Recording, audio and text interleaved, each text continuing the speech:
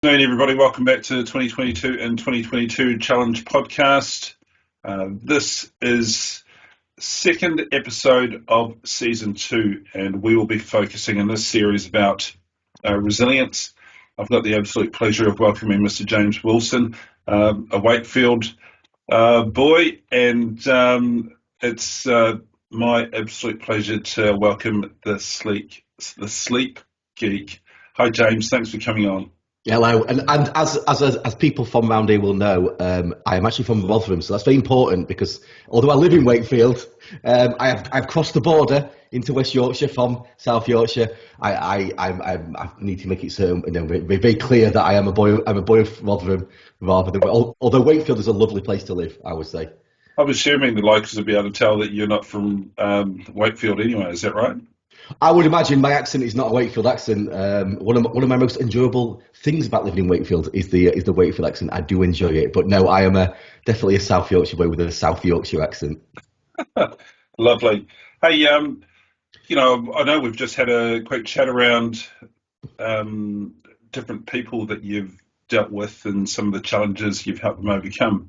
But can you just give us a bit of an overview of your journey in regards to how and why you became a sleep expert?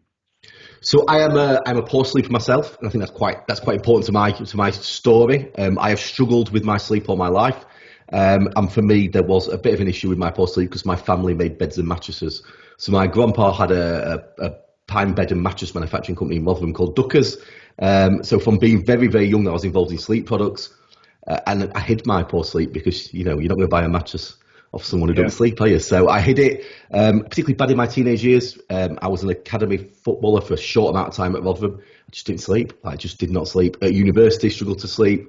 But the epiphany, the moment where I decided to do this was we employed in the business that was running at the time, a sleep expert, and he was, to put it as politely as I can, it was a bit of a dipstick. It was quite patronising. His attitude was, I'm a doctor. If it don't work, it's your fault because I'm the doctor. It was just I just felt that poor sleepers deserve better. So I trained with a charity called the time was called the Children's Sleep Charity based in Doncaster, and worked with them. They're now called the Sleep Charity. I probably specialise a little bit in teenagers because I'd experienced that for myself, and that's where it started. And then sort of got put forward for a TV program with Channel 4 called The Secrets of Sleep. I think it might still be on all 4 if you want to check it out. That's The Secrets of Sleep.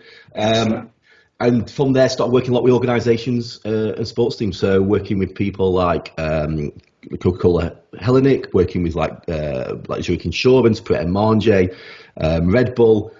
Working with councils, NHS, helping people within companies understand their sleep, helping companies create better sleep cultures. Work a lot in sports. So I first worked with Rotherham. I'm a Rotherham fan. Worked with Rotherham United for over 5 years, and we had 3 promotions and 2 relegations and a cup win. And I'll take the promotions and the cup win as being all down to me. Yeah, definitely. And the relegations nothing to do with me. Worked with Sheffield United in their promotion season. Worked with Lincoln City in their promotion season. I worked with a charity called Sports Aid who support young athletes. So any like non-football famous athlete you've heard of has probably come through Sports Aid. Probably Emma Raducanu was the last sort of world famous alumni that we had. So I'm their sleep expert. And this season I'm the sleep expert for West Ham men and women's team. So working with in both those environments, but helping I believe that when working sports, it's about the whole club. So working with everyone in the club to sleep better. But I think what drives my work is, I think, I'm not promising a cure. I'm a better sleeper than I used to be, but I've definitely not cured it. I've got relationships, I've got 3 kids, I've got a company, all these things impact on my sleep. I just understand myself better. I understand that I am a poor sleeper, that I genetically inherited that. I understand my sleep need in terms of quantity and quality, and I understand my sleep type. I'm a sort of early type, middle early type, so probably called a lark if we were using sort of the words that we call like early types larks, late types owls. However, it's not that simple. It's actually more like a line, and we sit somewhere at that line where at one end you've got extreme earlys, at the other end you've got extreme lates, and it does change. So it's important, if your bedtime is not in line with your body's natural rhythm, you haven't really got a sleep problem. You've got a going to bed at the wrong time problem. And I think that's a lot of my work is dispelling myths helping people understand themselves, and then sort of like the tools and techniques to get better sleep around behaviors, around feelings, around mindset, and around the environment. If your mattress is not right, you can meditate till the cows come home. It's not going to work. So a lot of my company, Kitmate, we help people understand what the actual problem is, and how to solve that problem. I think a lot with sleep problems, people jump into the middle. They will, the struggle of sleeping better. You start the film halfway through often, if we look at it like that, and people spend a lot of money on a mattress, a CBTI program, meditation apps, going to see a specialist, and they've actually not ascertained what the actual issue might be. And I like to start at the start, and then give the advice that is helping the individual get better sleep.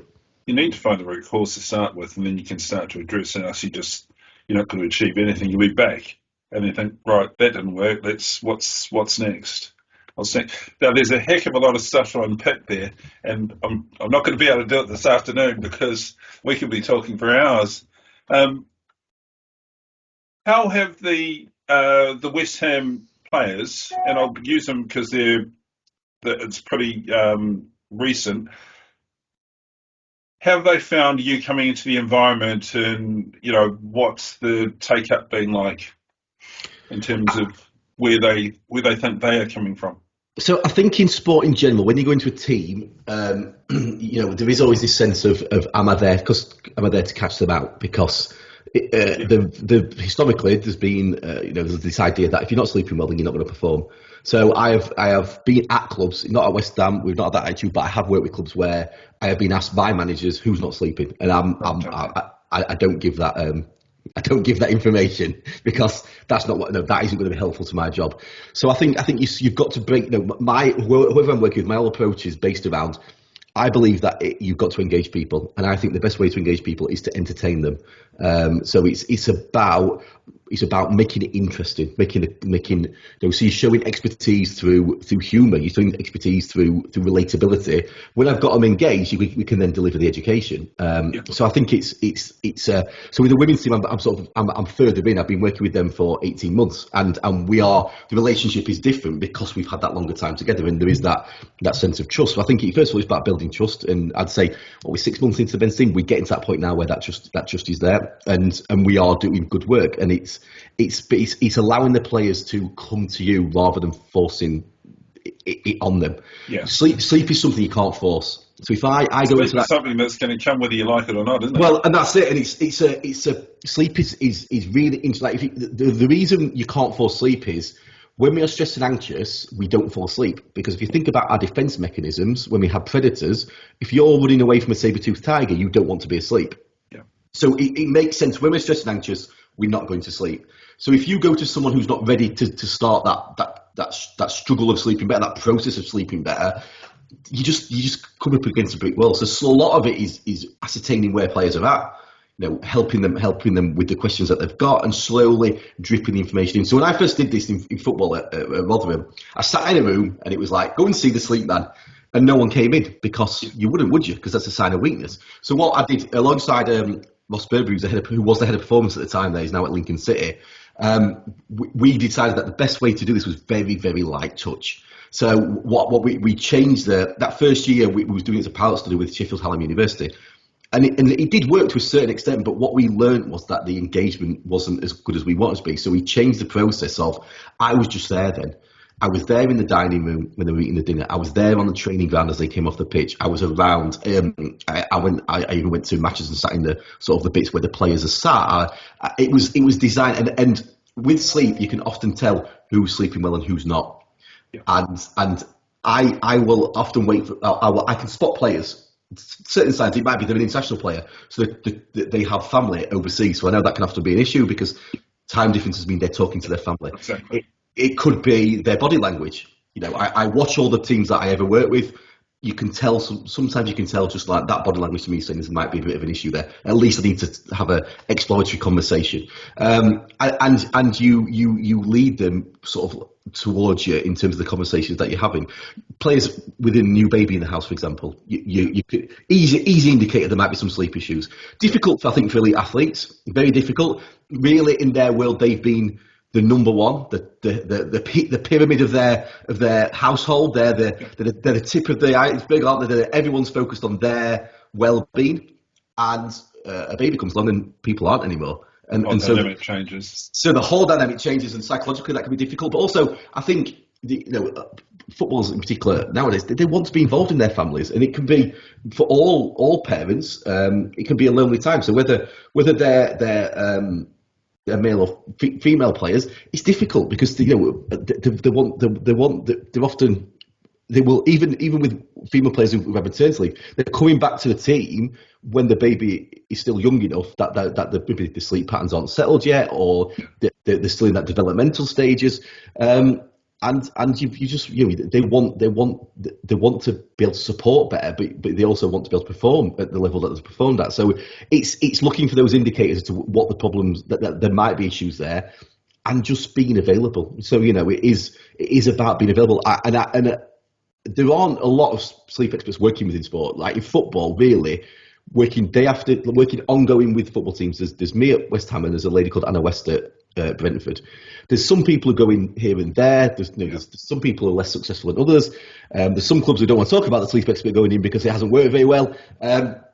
But there isn't a lot of sleep expertise out there. And I think a lot of it is being available when at that point where players have needed it. It could be I get a call from a club doctor who says a player might have wanted some sleeping pills or some melatonin. So we can see there's a bit of an underlying issue because they've maybe been taught in the past at other clubs that that's the way to solve their problem, and we try to sleep. To be clear, sleeping pills are a sedative. They will generally knock you out. They don't give you good quality sleep. Yeah. They are a sticking plaster for a short-term issue. A night before a game, night after a game, the amount of adrenaline or cortisol that might be a player might be dealing with. That's the thing that's the problem, and you're better off accepting sleep is harder. Night before game, generally, or night before competition with other athletes, not an issue because they know what they've got to do. Night after, big issue. Lots and lots of physiological things like adrenaline and cortisol, self-analysis, whether they played well or poorly. Yeah. Maybe a long travel home, so not getting home till late. So you at that point they're wanting a quick fix, and actually it's an education piece around that. So I might get a call from the doctor about sleeping pills. Sleeping pills are sedative. What I find with people who take sleeping pills long term, they end up with niggly injuries because it damages the body's ability to repair, particularly that night after intensity. Melatonin used quite a lot, particularly by athletes who are from overseas, because in America in particular, North America, you can get it over the counter, no problem. In different areas of the world, in Europe, you can get it over the counter, no problem. In the UK, it is a licensed drug. It's a hormone, but it's licensed. And the problem with using melatonin if you can't sleep is melatonin is not a hormone of sleep. It's a hormone of the body clock. So melatonin helps set when you should fall asleep. So, for example, it could be if it's useful with jet lag. Yeah. It's not useful with inability to sleep. So a lot of players have got used to taking a melatonin tablet, but it's really it's a placebo if it works. And the problem is melatonin is we produce roughly about 0.5 milligrams, and your tablet is probably about 2.5 milligrams, maybe even 5 in some cases. Massive overdose. Your body then gets used to that overdose. You then remove the overdose, and now your body's not working as efficiently at processing the melatonin when it hasn't got the overdose. So it can cause some I see this more in the corporate world. People who travel a lot internationally, they've used melatonin to go with jet lag. As they hit their sort of late 40s, early 50s, they start to struggle to sleep. And that's because they've actually they've damaged their body's ability to process melatonin healthily, the natural melatonin they're creating. So there's a bit of an education piece around those sorts of drugs. I think in football, in men's football in particular, a lot of issues with snus, which is like a nicotine. You put it under your gum. Lots of South American players use it. I think there's a bit of an idea that because South American players use it. Lionel Messi's a South American player. I don't know whether he uses it or not, but if I use this snus, I'm going to be like Lionel Messi. And Buy some boots. Yeah, and it's nicotine. It's a massive stimulant. Yeah. So I've worked a lot with players who've been using it, and they always have this really interesting conversation where they go, "James, just stop using that snooze." And I feel like I'm sleeping so much better. Like, yeah, you're now not massively stimulated before bed. So although they were maybe sleeping, the quality of sleep was poor. And I think often with sleep, we don't acknowledge quality as much as we acknowledge quantity. And actually, sleep need is how much good quality sleep do I need to feel alert. Yeah, well, and that's what I was going to ask. So, why is everybody says I don't get enough sleep, and it's like, well, you could have 8, 9, 10 hours sleep and still not get any decent sleep. How do you go about getting quality sleep? What does that look like for most people? So I think it's starting that starting point of who are you? So it's if you are like chronotype or sleep type, if you're going to bed at a time that's not right for you, or your body's natural rhythm, the quality of sleep can be affected. It can be, it could be that you just don't get as good quality of sleep. Well, the biggest problem with quality of sleep is it's very hard to measure. So many people will have sleep trackers, and the sleep tracker will have a REM score, which is rapid eye movement sleep. It's a stage of sleep. It's really important to our emotional resilience. It's really important to our, it's basically like an overnight counselling session. It allows the brain to work through emotions, the brain and the body to work through the emotions of the day and process them healthily. So often, if you are vivid dreaming a lot after you've had a very traumatic experience, that for a certain amount of time is healthy behaviour because it's your body working through it. It's when it gets stuck a little bit and it becomes more like a sort of a PTSD type event that it becomes an issue. But actually, some of this stuff is quite healthy. Measuring that stage of sleep, particularly with over-the-counter trackers, like consumer trackers, is quite difficult. And because we struggle to measure sleep, it's quite easy to measure how much. We've all got an idea. Yeah. Of how much sleep we've had. We're not very good at it. We're quite poor. We often underestimate. We think we've had less sleep than we have, generally. But we're estimating relatively accurately. REM sleep and quality of sleep is very hard to measure, and that's one of the problems. So when I work with people, what I want them to start doing is what we don't understand is what sleep feels like. What does sleepy feel like? What does alertness feel like? We're not taught as children often what sleepy feels like. We're told what time to go to bed. Yeah. But that's not the same thing. So I think it's understanding. Sleepy is that feeling where you're like dropping off and your eyes are going and you're about to fall asleep. That is sleepy. Tired is not the same as sleepy. Tired can be accompanied by wired. So you can be very physically tired, but you are not ready for sleep. So I think it's helping people understand what does quality sleep feel like. So ways of measuring quality of sleep. Have I met my sleep need, both in terms of quantity and quality? Because I think you're better off thinking of them to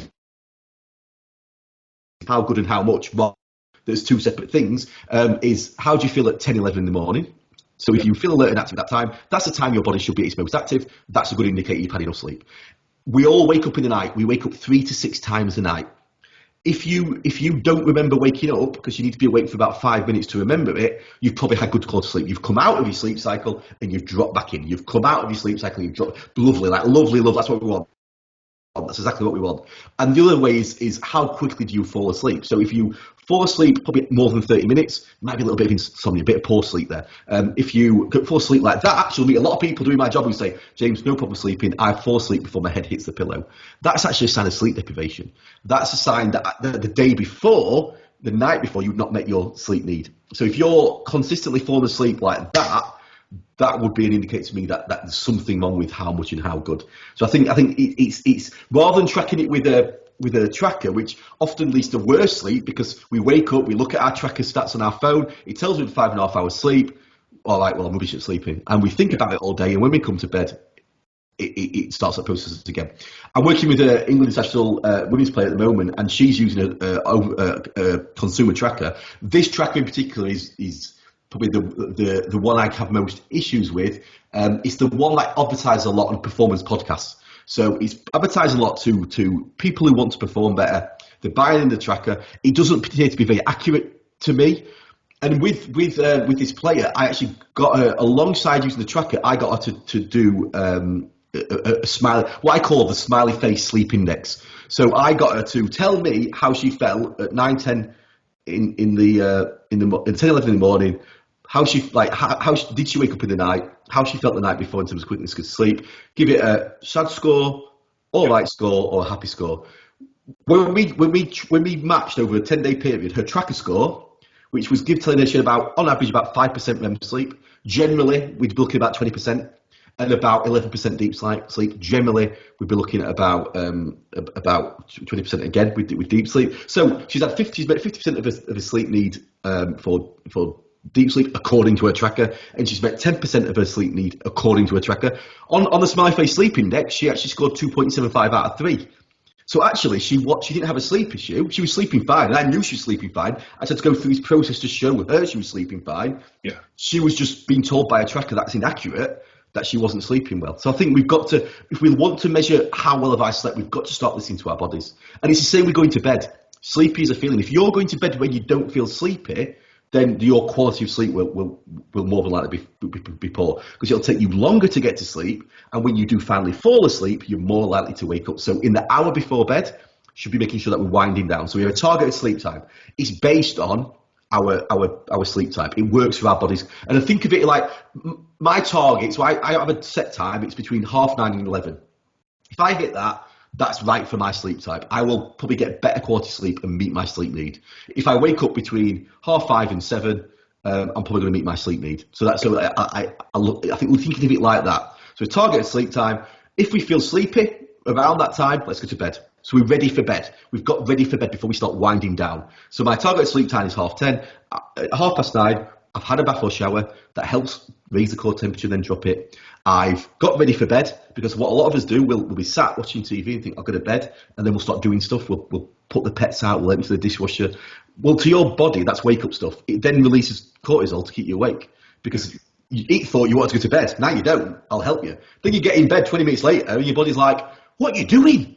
I wanted to go to bed 20 minutes ago. So I think you need to be ready for bed. And when you're ready for bed, you go to bed. When you feel sleepy, you go to bed. And then that's what you do around sleep time.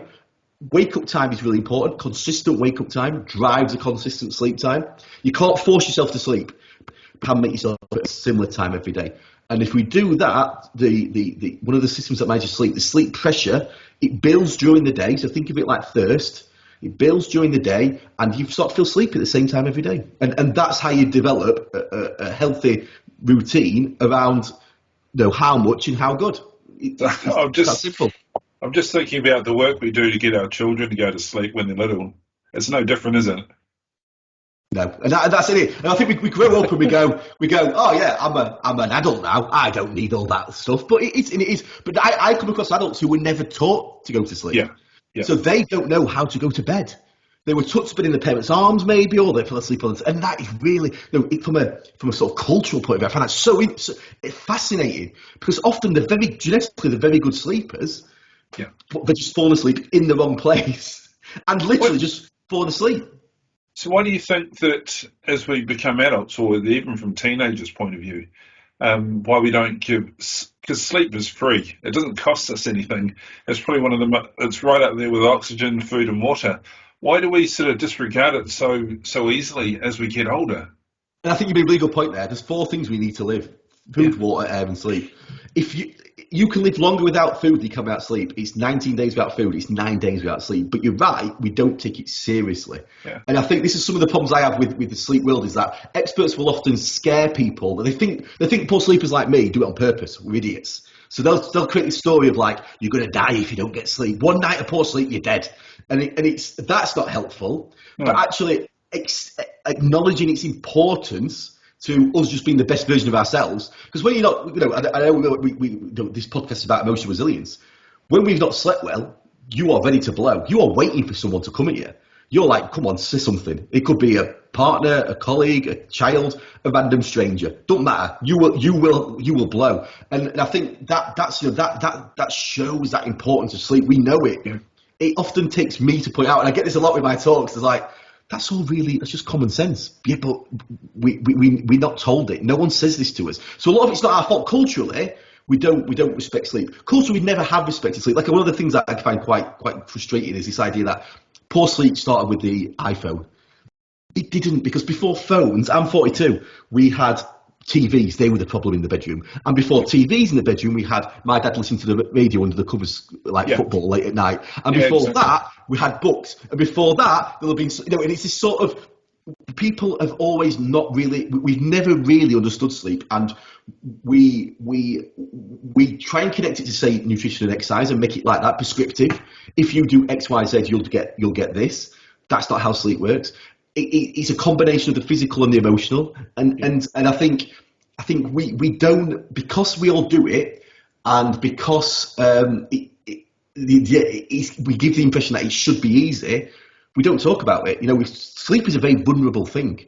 It's something where a lot of people I work with, they're not. Again, it's not necessarily a genetic sleep problem. It's they're sleeping next to someone that they don't love, or that person is abusive to them, or that is manifesting itself as poor sleep. But that's because they don't have that emotional security. So ultimately, it comes down to emotional and physical security.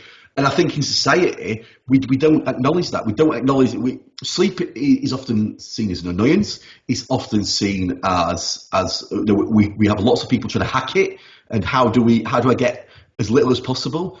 And we don't actually enjoy it. We don't enjoy the feeling of being well slept. We don't acknowledge that feeling. We experience poor sleep and we really feel that gets magnified. Yeah, but actually sleeping well, we don't talk about it. And I often will on my social media. I've slept really well for the last 2 weeks. That's brilliant, because I think we need to acknowledge that. With my children, we've tried to teach our children what sleepiness feels like. We've tried to teach them that the importance of sleep, but not just like get to bed.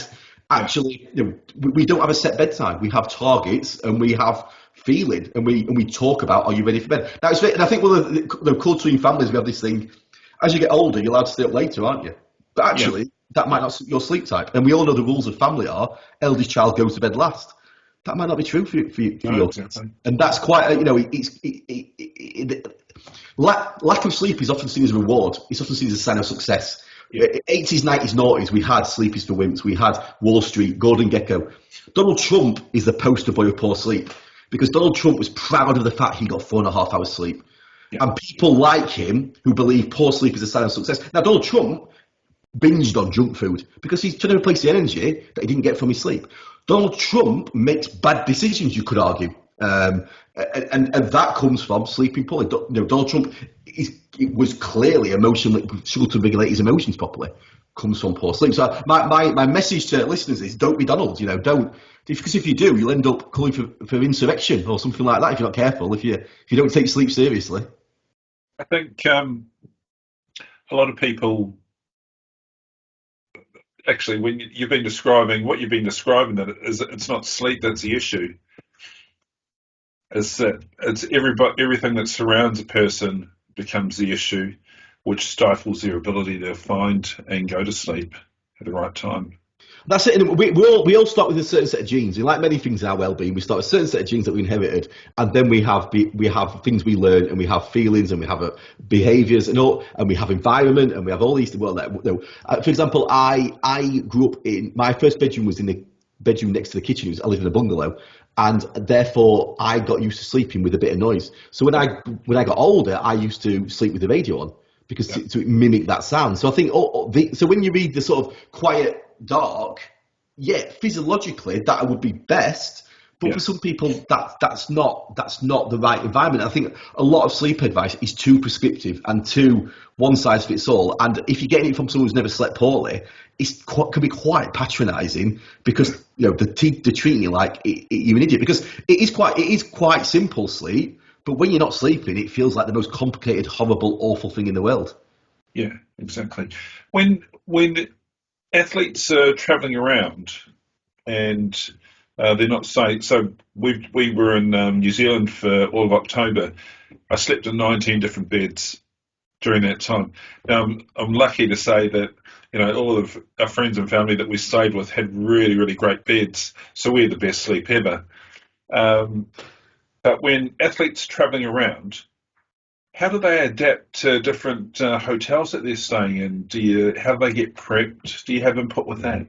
Oh, yeah, definitely. So I'd say the three things I input on are sleep posture, is night before, night after game, and then travel. So there's two aspects of travel. There is the environment being different. We know from research that it takes about 3 days for the body to get used to a new environment. If you're an athlete, you might be there for one night. So how do we make this environment feel as safe as possible? So often with that, I like athletes, if they're traveling and they're able to take their own pillow.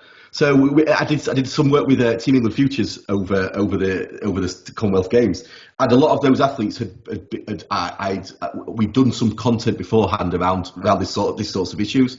So on the Team England Futures was where it was a group of young athletes, elite young athletes. They went to the Commonwealth Games as a team, but they didn't compete in the actual games. They were learning how to deal with being at a multi-day, right. multi-sport event. Yeah. Really, a great project. So they all turned up on the first day with the pillows because they'd listened to the advice around bringing your own pillow. So bringing your own pillow could be, because, like, let's be honest, hotel pillows are appalling. Yeah. No matter, don't matter how expensive the hotel, they are rubbish at buying. I am the worst guest in a hotel. When you're at the reception and you can say, "What do you do?" I'm a sleep expert. Oh, just hold on. It's quite good. I do generally get a room upgrade based on that conversation. I might try that next time. Yeah, it's good. It's a good one to try. Set up an email address that includes the word sleep, and you can get an upgrade quite easily. And I think so. Pillows really important. If you can't take your pillow, take your pillowcase, because then it feels like home. It smells like home. Because smell is so important to emotionally connect people. And what I would try to encourage athletes to do is to take a smell that is a smell of like somebody they love.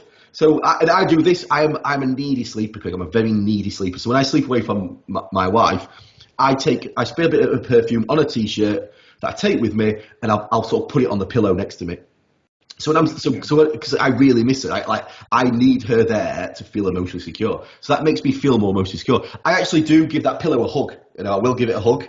And it makes me feel more emotionally secure. So a lot of my athletes, we have this conversation, and a lot of them do it. I have yet to get one of them to admit to it in public that they do this. I had 3 players from Rotherham Go on Football Focus talking about my work, and one of them, I think they were talking about this part. Like, yeah, the lads do it, but I don't do it. 2 of them definitely did it, and sometimes we need to break through these kind of like being embarrassed of our emotions and just embrace the fact that we love the people around us. So I think it's younger athletes. They might take the parents' smell. They might take just like a smell of a candle they use at home, or something like a pillow spray can be a good one. So you use it at home in your bedroom, and then when you go away, you can take that pillow spray because that's quite an easy thing to take with you. And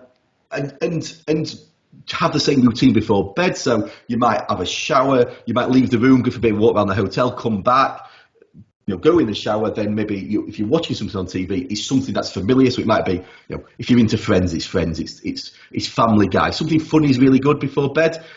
Something repetitive, something like Bake Off. They're going to bake a cake, it's going to happen. Trash it, if you're into trash TV, like Love Island, stuff like that, perfect, because it's like, your brain isn't, you're not really thinking about it. I try and get, one of the big things in sport is not doing not consuming content around your job. So if you're into football, I had a Premiership player I've worked with this season, individually. He sort of rang me at the first weekend of the season, and there's a Friday night game. And then Saturday, he dropped me a message just saying, "I've realised if I watch an 8 o'clock kickoff game, I don't sleep well." Well, yeah, because it's your job. Like, if I watch a game, I just watch a game as a person who likes football. If I watch my team, I watch Rotherham, I can get quite agitated. But he was watching it like, how does this game affect us? How am I going to do this? How am I going to do that? And I think you've got to remember that that's your job.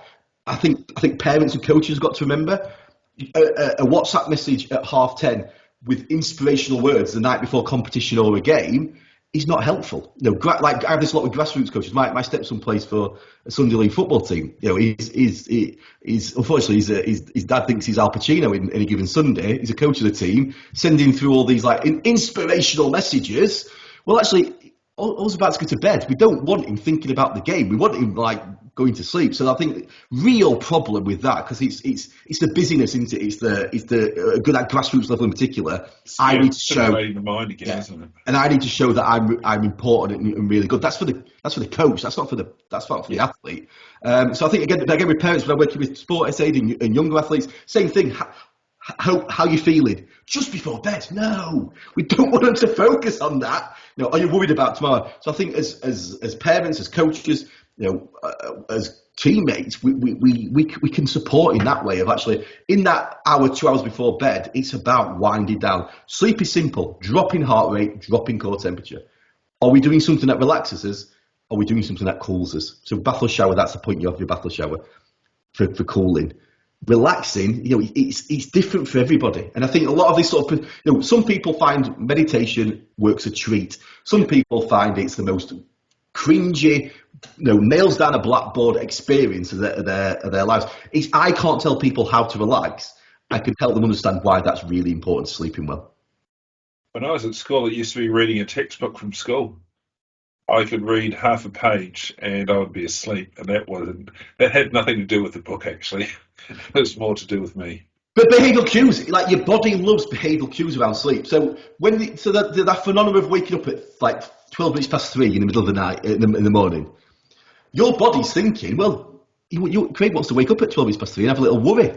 This is a time I'll help him. Here's some cortisol, up you get. Yeah, It's only, your body will only try and do the thing that's right for you. When you've actually, the best thing for a good night's sleep tonight, the best thing is a bad night last night. yeah, But the problem is, your stress and anxiety kicks in about that bad night, and that prevents the physiological, the physiological part of your body doing what it does. Because when you've had a bad night, your body will not give you, it won't generally give you more sleep. So we worry, I had 4, I've now had 7, I need like 12. No, that 7 will have been such good quality, but you need to turn your brain off. So like this week, we're recording first week of the new year. This week we've had eager beavers out in force. New year, new me. I'm going to change everything. yeah, You've also got to adjust to a new like commute. You're commuting again. You might be doing school run. You might be going to work. You've got to adjust to starting work again. You've got to adjust to kind of like stop going to bed quite so late and getting up quite so late. And then on top of that, we try and pile on. You need to be this perfect version of yourself. So my view is the first couple of weeks of January, just do your best, get through it, and then start to look at how can we be better. But trying to do that sort of stuff in the first couple of weeks is really, really difficult. But the biggest problem with sleep is that adjustment is simple if we don't turn it into a big elephant in the room. And that's what we do. So parents do this a lot with their kids. Some individuals do it with themselves. Oh God, something's changing. Oh God, it's going to be horrible. I know this because that's me. So I know how that feels like. But we need to remember, let your body do what it does best. We've evolved over millions of years. Our bodies are pretty good at giving us sleep if we give it a chance to. What about so most people don't like sleeping on the sofa, but you're watching TV in the afternoon and you just drift off. For me, sometimes that's the most amazing feeling when you're sitting there, you fall asleep, and then you wake back up and everybody's just carrying on and thinking, that was lovely. And that's it. And I think it's a break. So basically, naps are good for. So if we're doing them in a planned way for sport, for example, they're great for energy and productivity and activity. But they can reduce that sleep pressure, and that's the thing you've got to be careful of. So if you nap in the day and you sleep at night's not being affected negatively, you're struggling to sleep at night, then probably the nap could be an issue. But there is that, like a disco nap on a Saturday afternoon is the most beautiful thing ever. And I think it's part of my working family business. I used to deliver beds, and I got very good at driving down to Plymouth from up here and driving up to Scotland. I pull up at the side of the road, have a 30-minute nap, off I go. And I got into that routine, and I think naps are good. Like try to keep it below 30 minutes because that gives you the energy boost, but doesn't steal the sleep as much. Before 2 p.m. can be helpful. But I think again, it's just not worrying about it. If I just fall asleep, have a nap, like over Christmas I did it a couple of times. I just went to bed a bit later. I targeted a later part of my window of opportunity. So rather than it being like 9:30, it might have been 11. Because I've reduced that pressure a little bit. I need that pressure to build. I'm less focused on consistency of sleep time than I am on consistency of wake up time because we can't force sleep. And too much sleep expertise focuses on consistency of sleep time. You've got to get to sleep. So in sport, there's a very damaging idea that being put out by a sleep expert who works in sport that our body works in 90-minute cycles. It does. It does work in 90-minute cycles. Right. So this idea that if you need to go up at 7:30, then you work back in 90-minute cycles and you go to sleep at, say, 11, at 10:30, 11. So what that expert is saying is, you get up at 7, if you go to sleep at 10:30, you've gone through all your cycles and you've got this perfect sleep. But you can't force yourself to go to sleep at 10:30. So, but if you get to 11:15, but you've set your alarm for 7:30, well, you're not going to get through those cycles in the way that he's describing. So, based on the premise that he describes, it's wrong. It won't work because you can't force yourself to sleep. But actually, your body doesn't even work like that because not all sleep cycles are equal. They don't last exactly 90 minutes. We're not a robot. They don't last exactly 90 minutes. Earlier in the night, your sleep cycle has deep sleep in it. which is the physical recovery. Right, okay. Later in the night, it has REM sleep, which is more about the emotional recovery. And different parts, different state, like sleep parts of your sleep, 90-minute cycle, you'll have in different amounts of those different stages of sleep. There's 4 stages of sleep. So that is really damaging, because it's telling people you need to go to bed at a certain time. So I think it's that again, you come up against that kind of myth that you're trying to break down a little bit. You talk us briefly through the 4 stages of sleep then. Yeah, so shall I do it properly? Yeah. So deep sleep, also known as slow wave sleep. On your tracker, you might call it slow wave sleep. Also known as non-REM 3 sleep. That is happens early in the night. That is a stage of sleep where you will struggle to wake up. So you've ever been woke by like a fire alarm after about an hour and a half of sleep, and you're like, oh, that is. If you have a nap and you nap for a little bit too long, and you wake up quite groggy. Yeah. That's because you've gone into deep sleep, and that's not good. So deep sleep, really important to physical recovery. Naps can lessen the quality of deep sleep. It can affect that. Deep sleep's easier to get. You're less likely to wake up. It's easier to get generally. You then have some connecting stages of sleep. You have non-REM 1 and non-REM 2. So there's non-REM 1, non-REM 2, non-REM 3. Non-REM 3 is deep sleep. Non-REM 1 and non-REM 2 are actually connecting stages of sleep, taking you between deep sleep and REM sleep. They make up about 60% generally of our sleep. We're not massively certain why they're there. And although some physiological and sort of neurological processes happen during those stages of sleep, we're not. They are more about connection. They're more about sort of taking you from physical recovery to emotional recovery, working memory. We then move into REM sleep later in the night.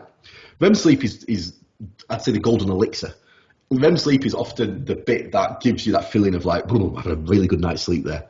It is where if you're an athlete and so your sport involves a lot of like muscle memory, working memory, where you are remembering routines, like gymnastics or diving or American football or something like that, then REM sleep is quite important, but incredibly important to that emotional resilience, incredibly important to where we build our ability to handle the slings and arrows of life.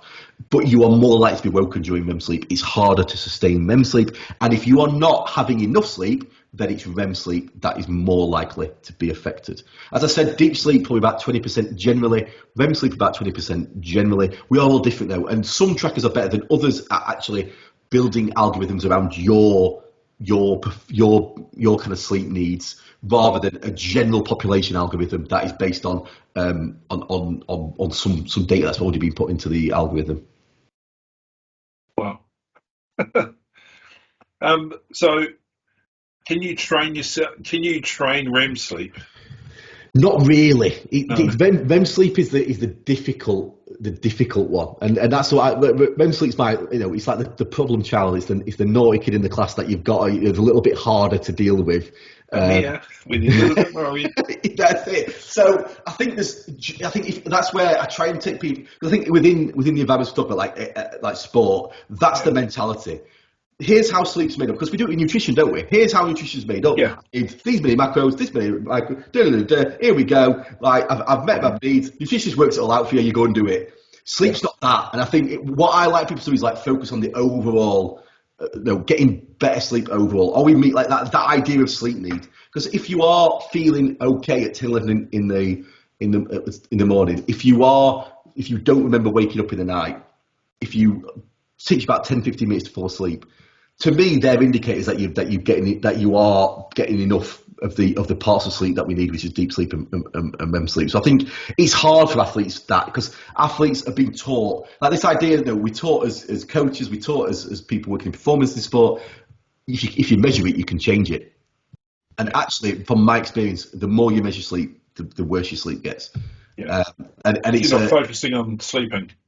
Yeah. Yeah, really, my job is to actually stop. I spend a lot of time with athletes working on disconnecting performance from sleep, because I have worked with so many athletes who've won gold medals, who've scored at Wembley, who've done amazing things. People in the general population, single parents with three kids and 2 jobs. Everyone does amazing things on very poor sleep. Yeah. On a short-term basis. So a night before an event or a game or a big presentation at work, or you've got to have a hard conversation, you might not get enough sleep, but that doesn't mean you'll do that badly. And there are your body will your body's amazing. It will get you through it. And I've talked to some coaches in the States before where they're like, well, I like players not to sleep well the night before a game because it means the adrenaline is going to be more. Now I've not seen any research that this is true, but I kind of get what they mean. But I wouldn't want to. I don't want to be at any point encouraging poor sleep in that way because you see sleep like a booking bunko. Like it's like a booking. You will never ever control it fully, but you can become a horse whisperer and you can get it on side most of the time. And I think that's the best way to see it. I think that's an amazing analogy. I was just thinking, how often do you get involved with sort of academy age players or younger players? Because my thinking is if you can teach the younger ones to get those habits and understand the changes and then be flexible to adapting to those changes, then it can help them be better off in the long term. Less than I'd like to. I think that I agree. That is where it needs to start. As academies kids coming out, we think in different age, different sports. But from the word get go, I think we should be supporting players and parents and athletes and parents to understand sleep better, and because you will have a lot of parents, you need to get sleep. Like for an event, you need to go to bed early. Go to bed early to save energy. When I didn't sleep when I was at Rotherham, I used to spend all day laid in bed because I trained at night, thinking, well, I'm saving up my energy. Now that is the worst thing you can do. That's the worst. And I'm not blaming my tiredness on my lack of professional football career. Lack of talent also contributed, but it wasn't the best preparation at all. And I think there's so many myths and parents only want to do the best, but at times, particularly in sleep, they can really damage it. What the biggest point I think parents and coaches can be damaging to young athletes is the last conversation. So a coach, if you've got an evening session and you leave them with a negative, that's the thing they're thinking about as they're trying to get to sleep. As a parent, analysing performance in the journey home is not helpful because no one's in the right emotional state. Now, I think it's often having a conversation with the athlete in question, what works best for you, but I would say nobody is going to benefit from a late night conversation about performance before they're trying to get to sleep. So key piece of information, I think, for the listeners is any messages, the night before an event, don't. Just let everybody relax, and that can be children, adults. You mentioned cooling down and either having a shower before or having a bath, and then that cooling down. Why does the body go through that stage? So one of the physiological indicators to the that your body goes through in terms of sleep is a drop in core temperature, and a warm bath or shower, or putting your bare feet in a warm bowl of water, or putting your bare feet on a warm hot water bottle. It slightly raises the core temperature, and then when you come away from that heat, so you might cool down if you're in the bucket or the hot water bottle, or you've come out of the shower. It's just that's the closest thing to a sleep hack there is.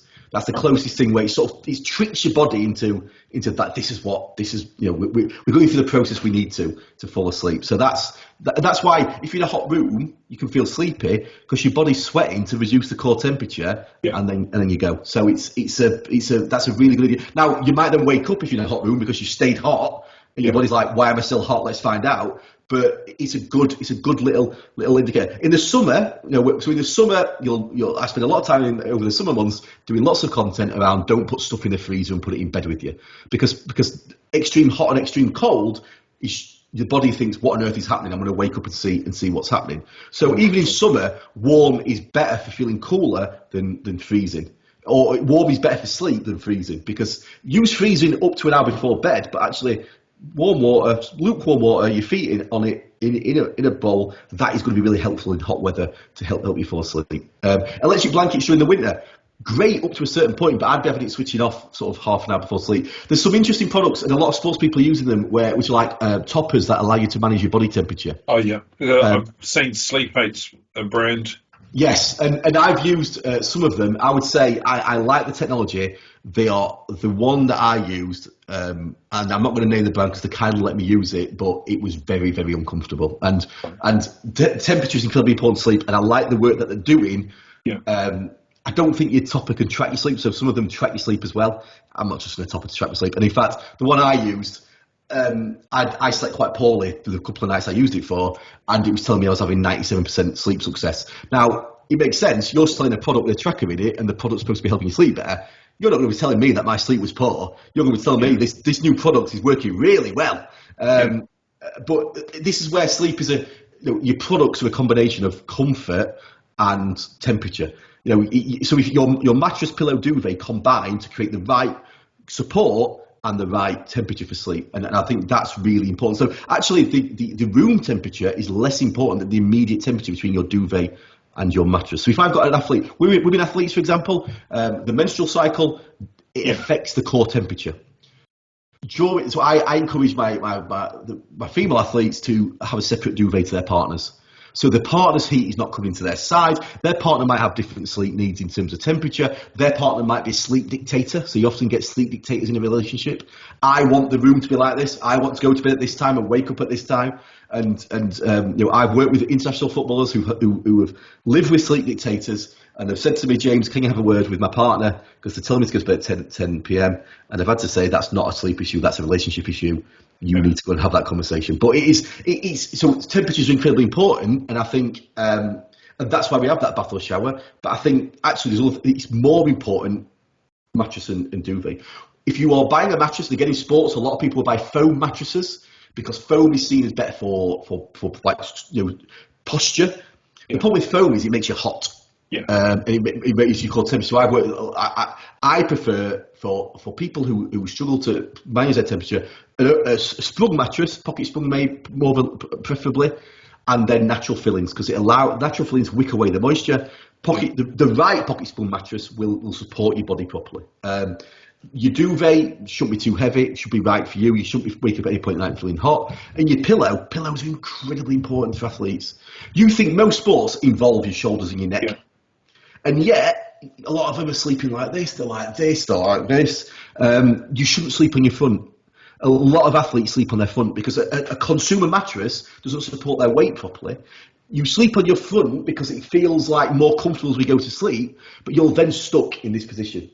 So if I said to you, put your head to one side for 8 hours, you're going to get a bit of a stiff neck. If I said to you, just hold your hands above your head for 8 hours, you're going to get quite sore shoulders. But that's a lot of people sleep like that, and that's really damaging to their overall sleep quality. So if you are an athlete who's sleeping in your front, you want to start sleeping on your side. You do this you can get like body pillows, maternity pillows. If anyone's sort of had experienced pregnancy in their bed, you might have also experienced a big long sausage-like pillow. They are really good because they will force you to sleep on your side. It'll take about 2 weeks. Your sleep will be worse for that 2 weeks probably. But when you sleep on your side or your back most of the time, you are putting your body under such less pressure, and that is like, so. What happens is if you sleep in your front all the time, in your late 20s as an athlete, you'll start to get niggly injuries around here. You'll start to get neck pain. So if you're chucking something, or you're heading something, or you're catching something, this is really important to your ability to do that job. And I think sleep on the front is probably the thing that the biggest unknown in sport around sleep that I have conversation about, because most people think, and this physios aren't taught about sleep posture. That's not their fault. But when they are being, so for a third of the day, the person who's helping you rehabilitate physically has not been given any knowledge on how to be healthy. Not their fault at all, but that needs to change because it's so important to recover. If you've had a serious injury, your sleep during deep sleep, growth hormone is released. That's where your body recovers physically. If you're sleeping in your front and you can't turn over and your body's coming out of your sleep cycle more than it should, then you're not going to get the deep sleep you need to recover. It's going to be trying to look after yourself, isn't it? Yeah, it will lengthen the recovery time quite significantly. So those are, like I said, I think temperature is really important, and I think posture is really important to everyone. But I think for athletes in particular, that you do that well, you are going to be injured less, and you're going to perform better. Wow, who would have known? Well, most people won't. I used to sleep on my front when I was younger, but I don't anymore. It's just uncomfortable. And when you said across hair and injuries and pain, I used to get that, so it sort of makes sense now. And it's I work with a football manager who'd been doing it his entire career, and he would take 20, 30 minutes to, like sort of like all these bones cracking. When we got him sleeping on his side, he said, like, I can get out of bed now. It's amazing, and it is the best part of my job is that kind of like experience. Yeah. I think as we said in the conversation off the podcast, such tiny changes can have such a massive difference to your sleep. It doesn't have to be a 6-week program. It doesn't have to be turning your life upside down. It can, if you understand yourself better, then you can understand what small changes you need to make to get a better night's sleep. I think we will wrap up on that comment there, because that's probably what everybody needs to know. What I probably will do is take the interview, take a few snippets in terms of, you know, best practice and what you can do, and try these hints and tips, because what you've covered today has been brilliant. Actually, it's pretty eye-opening, and you think sleep is easy, but it's not sleep that's the issue. It's everything, you know, before and after. That's it, and it's, you know, it's a magic elixir. It's like nectar from heaven. When you get it right, it's beautiful. Oh, yeah. But it's but I think the thing that best I would give is, the more you take the stress out of sleep, the better you sleep, and that is, you know, in for athletes, for us all, that's the thing to remember. Take the stress out of sleep. You know, understanding leads to less stress. So I'm going to say the top tip for me today would be temperature. Make sure it's either a sort of lukewarm water, a bath, or a shower. Posture, sleeping on your back or on your side. Pillow, or something that is familiar to you, so that you feel more safer and comfortable when you go to sleep. Anything else that you'd throw in there?